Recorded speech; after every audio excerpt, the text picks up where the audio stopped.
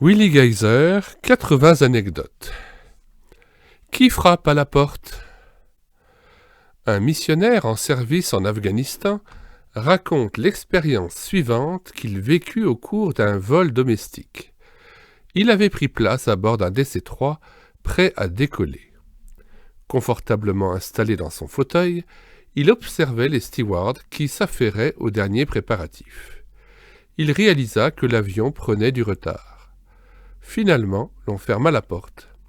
À l'extérieur, il pleuvait à torrents et le missionnaire remarqua par le hublot un homme qui courait vers l'avion, s'abritant sous son manteau de pluie.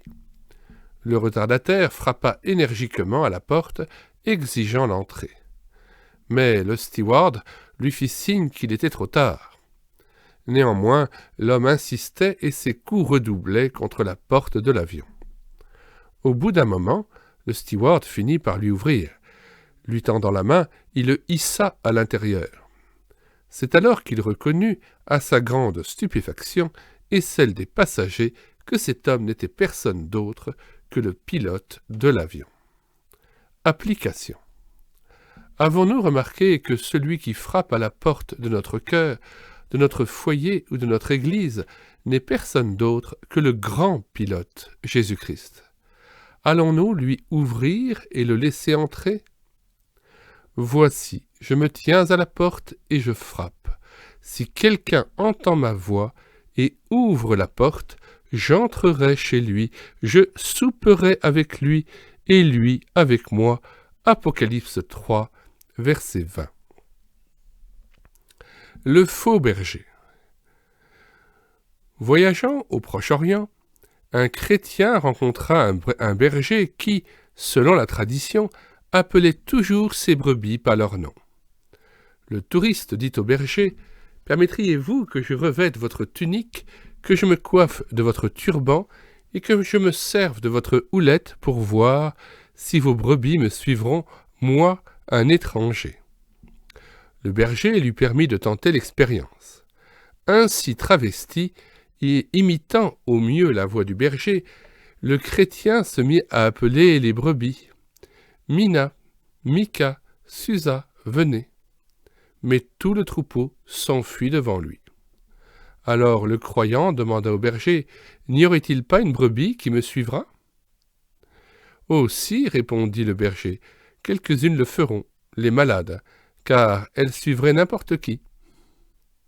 Application. Le Seigneur avait annoncé que de faux bergers s'introduiraient dans le troupeau. Veillons à notre santé spirituelle afin de ne pas être leurrés. La consécration. À l'issue d'un culte dans une église africaine, l'on passa le panier pour prélever les offrandes. Il s'agissait d'une sorte de grande corbeille, une calebasse en forme de soucoupe servant à recueillir le manioc. Assis sur le dernier banc de l'église se trouvait un petit garçon qui observait d'un air songeur ce panier qui passait de rang en rang. La tristesse le gagna à la pensée qu'il n'avait rien à offrir au Seigneur. Entre-temps, le panier arriva à son niveau et, à la stupeur des fidèles, il s'assit sur le panier en disant « La seule chose que je possède, je la donne en offrande au Seigneur. » Application. Voilà ce que nous sommes tous invités à faire, nous donner tout entier au Seigneur et ne pas nous contenter d'une offrande symbolique. Je vous exhorte donc, frères, par les compassions de Dieu, à offrir vos corps comme un sacrifice vivant, saint, agréable à Dieu, ce qui sera de votre part un culte raisonnable. Romains 12, verset 1. Vivre notre christianisme. On a coutume, dans nos pays occidentaux, d'appliquer des autocollants sur les pare-chocs arrière des voitures. Les chrétiens en ont profité pour coller les leurs. Jésus t'aime, Jésus sauve, Dieu te cherche, etc.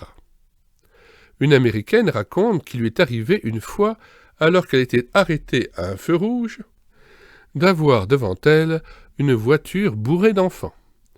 Ce véhicule, qui était conduit par une femme, portait le slogan suivant : « Si vous aimez Jésus, klaxonnez ». L'américaine, croyante, s'empressa d'émettre un gentil coin-coin. Aussitôt, l'autre conductrice se retourna et lança d'une voix stridente : « Non, mais quand même, vous n'êtes pas fichu de voir que le feu est rouge, non ?» Application. Il ne suffit pas d'afficher notre christianisme, il faut le vivre. L'avion inflexible. Le 12 avril 1977, vers minuit, un avion de la compagnie Delta quittait San Diego à destination de Los Angeles. Après avoir atteint 126 nœuds, 1 mile à l'heure, l'appareil se cabra subitement avant même que le pilote eût tiré le levier de commande pour le décollage. L'avion traversait à vive allure les nuages qui couvraient l'océan et le nez pointait toujours plus haut. Ce fut le début d'un vol dramatique. Irrésistiblement, l'avion montait, se cabrant de plus en plus. Le pilote observait avec inquiétude l'altimètre dont l'aiguille grimpait rapidement tandis que la vitesse décroissait de plus en plus. L'avion risquait un décrochage fatal. Il fallait impérativement abaisser le nez de l'avion, mais l'équipage n'y parvenait pas. Finalement, grâce à l'extrême habileté du pilote, l'avion parvint à se poser en catastrophe à l'aéroport le plus proche. Au cours d'une minutieuse vérification de l'appareil, les techniciens constatèrent que le gouvernail gauche était bloqué en position ascendante. Application. Cet incident illustre bien la condition de beaucoup de personnes dont le gouvernail de l'orgueil est bloqué en position ascendante.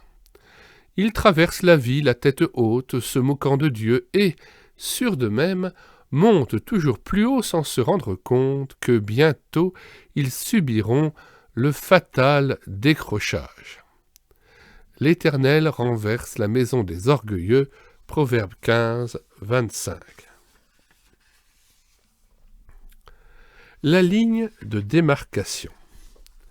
Avec des amis, nous nous sommes arrêtés il y a quelques années en face du rideau de fer en Allemagne de l'Ouest. Une grande pancarte affichait ces mots : « Attention, au-delà de cette ligne, nous ouvrons le feu. » Application. De la même façon, le Seigneur avait établi une ligne de démarcation pour nos premiers parents.